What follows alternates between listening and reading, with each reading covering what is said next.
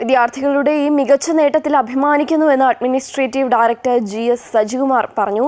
ഇവിടെ നിന്ന് പഠിച്ചിറങ്ങുന്ന വിദ്യാർത്ഥികൾക്ക് ഉന്നത വിദ്യാഭ്യാസത്തിന് ഏറ്റവും മികച്ച യൂണിവേഴ്സിറ്റികളിൽ അഡ്മിഷൻ ലഭിക്കുക എന്ന ലക്ഷ്യത്തോടെയാണ് അമൃത വിശ്വവിദ്യാലയം പ്രവർത്തിക്കുന്നതെന്നും GS സജികുമാർ പറഞ്ഞു. അമൃത വിദ്യാലയം ഈ വർഷം CBSE എക്സാമിൽ വളരെ മഹത്തായ ഒരു വിജയമാണ് കരസ്ഥമാക്കിയിട്ടുള്ളത്. ഞങ്ങൾക്ക് ഏകദേശം 29ഓളം സ്കൂളുകളാണ് കേരളത്തിൽ ഉള്ളത്.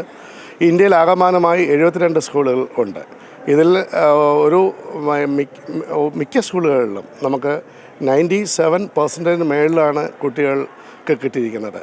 അതിൽ കോമേഴ്സ് വിഭാഗത്തിലാണെങ്കിൽ 99.4% 4 സ്കൂളുകൾ കരസ്ഥമാക്കി മുന്നിൽ നിൽക്കുകയാണ്. അതുപോലെ തന്നെ സയൻസ് സ്ട്രീമിലും 99% വാങ്ങിയിട്ടാണ് മുന്നിൽ നിൽക്കുന്നത്. മറ്റുള്ള എല്ലാ കുട്ടികൾക്കും ഡിസ്റ്റിങ്ഷൻ ഉൾപ്പെടെ ഫസ്റ്റ് ക്ലാസ് ഉൾപ്പെടെ ആണ് വിജയം കരസ്ഥമാക്കിയിരിക്കുന്നത്. നമ്മുടെ അമൃത വിദ്യാലയങ്ങളുടെ ഒരു ലക്ഷ്യം തന്നെ നമ്മുടെ അമൃത വിശ്വവിദ്യാപീഠം ഇന്ന് ഇന്ത്യയിലെ ഏറ്റവും മഹത്തായ നമ്പർ 1 യൂണിവേഴ്സിറ്റിയാണ്. ആ യൂണിവേഴ്സിറ്റിയുടെ രീതികൾ മൊത്തം അതിൻ്റെ എല്ലാം നമ്മൾ ഫോളോ അപ്പ് ചെയ്താണ് ഈ അമൃത വിദ്യാലയങ്ങളും ഇന്ന് കൊണ്ടുപോകുന്നത്. അവരുടെ ഇത്തരം അക്കാഡമിക് കാര്യങ്ങൾ ഉൾപ്പെടെ സ്പോർട്സ്, മാർഷൽ ആർട്സ് ഇതിലെല്ലാത്തിലും നമ്മൾ ശ്രദ്ധ കേന്ദ്രീകരിക്കുന്നുണ്ട്. എല്ലാ സ്കൂളുകളിലും ടർഫ് ഉൾപ്പെടെയുള്ള സംവിധാനങ്ങൾ ഒരുക്കിക്കൊണ്ടിരിക്കുകയാണ്.